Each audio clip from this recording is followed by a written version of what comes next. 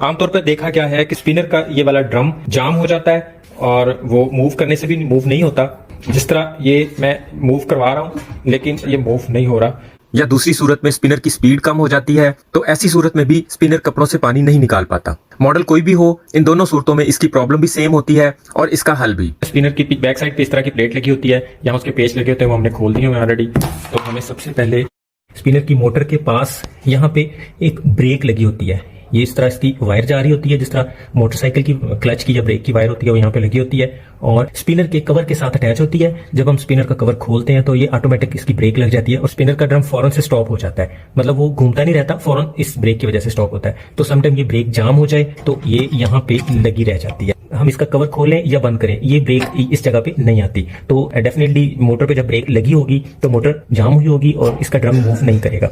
Most of the time तो इस break का मसला होता है, तो उसके लिए हमें इसकी ब्रेक को यहाँ से हटा देना चाहिए। वक्ती तौर पे हमें इसको चलाना हो तो हम इसके इस स्प्रिंग को इस जगह से हटा देंगे, स्प्रिंग को फ्री कर देंगे और ये ब्रेक पक्की पक्की यहाँ पे साथ लगा देंगे ताकि इसके साथ अटैच नहीं हो। उसके बाद हम मोटर को घुमा के देख सकते हैं कि मोटर घूम रही है या नहीं। अगर मोटर घूम रही है तो फिर तो समझे हमारा मामला हल हो गया। अगर मोटर फिर भी नहीं घूम रही तो समझ लें कि हमारे इस स्पिनर के ड्रम के अंदर कोई फॉल्ट आ गया है। इसलिए सबसे पहले हम इसका, किसी भी कंपनी का स्पिनर होगा, ये इसका टॉप खुल जाता है। इसका ये ऊपर वाला टॉप खोलने के बाद इसके अंदर इस जगह पे पेच लगे होते हैं चारों साइडों पे। हम यहाँ से इसके पेच खोल के इसको यहाँ से बाहर निकाल सकते हैं। ये इस तरह बाहर आ जाता है।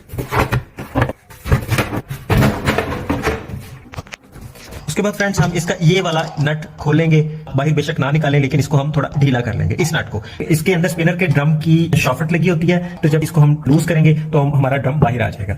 ड्रम की शाफ्ट नीचे से हमने लूज करवा ली है। आप देख सकते हैं कि इसका ये वाला बुश इसके अंदर जाम हो गया हुआ था, जिसकी वजह से ये मूव नहीं कर रहा था। और ये बुश इस वाली रबड़ के अंदर फिट होता है और इसके ऊपर भी सील होती है और इसके नीचे भी सील होती है। तो हम इसके बुश को यहाँ से निकाल देंगे। समटाइम स्पिनर में से पानी लीक होता है और वो इस बुश में चला जाता है, जिसकी वजह से इसमें जंग आ जाता है और ये जाम हो जाता है। तो इसी तरह हमारे केस में हुआ है। ये बुश अब उसके अंदर दोबारा फिट नहीं हो सकता और हम मार्केट से बिल्कुल इसके साथ का नया रबड़ बुश ले आए हैं। अब हम इसकी जगह पे फिट करेंगे। नए वाला बुश पूरी फिटिंग के साथ ही मिलता है। आसपास अगर पुरानी स्मार्टफोन जमी हुई है नैले वगैरह से या किसी चीज से उखाड़ लें और इसकी इस अटैचमेंट को इस तरह यहाँ पे फिट कर देंगे। इसे कुछ देर ड्राई होने के लिए टाइम देंगे।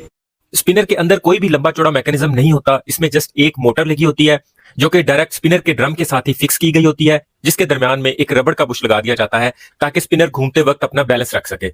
इन तीन चीजों को प्लास्टिक बॉडी के अंदर फिक्स कर दिया जाता है और हम उससे कपड़े खुश्क करने का काम लेते हैं। स्पिनर को लेके इसमें किसी किस्म का भी मसला हो तो मोस्ट ऑफ द टाइम इसमें ये रबड़ बुश ही खराब होता है। तो इसे चेंज करने के बाद हमारा स्पिनर एक दफा फिर से नए स्पिनर की तरह काम करने लगता है। इसके बाद हम इसकी शॉफ्ट का पेच दोबारा से टाइट कर देंगे, इसके ऊपर का प्लास्टिक का कवर भी लगा देंगे, इसकी बैक साइड वाली प्लेट दोबारा से कस देंगे और स्पिनर के अंदर इसकी प्लास्टिक की टिक्की दोबारा से फिक्स कर देंगे और इसे ऑन कर देंगे और हमारा स्पिनर एक दफा फिर से बिल्कुल नए स्पिनर की तरह काम करने लगेगा। इसमें एक और फॉल्ट भी आता है जिसमें इसका ये ड्रम स्टेबल नहीं रहता, मतलब किसी एक साइड पे झुक जाता है। तो उसमें ये होता है कि स्पिनर की मोटर 3 अदद स्प्रिंग के साथ अटैच की जाती है, तो उनमें से कोई एक स्प्रिंग या लूज हो जाए या फिर टूट जाए तो स्पिनर का ड्रम उस साइड पे झुक जाता है और घूमते वक्त स्टेबल नहीं रहता। तो उस सूरत में हम स्प्रिंग चेंज कर दें तो ये वाला मसला हल हो जाता है।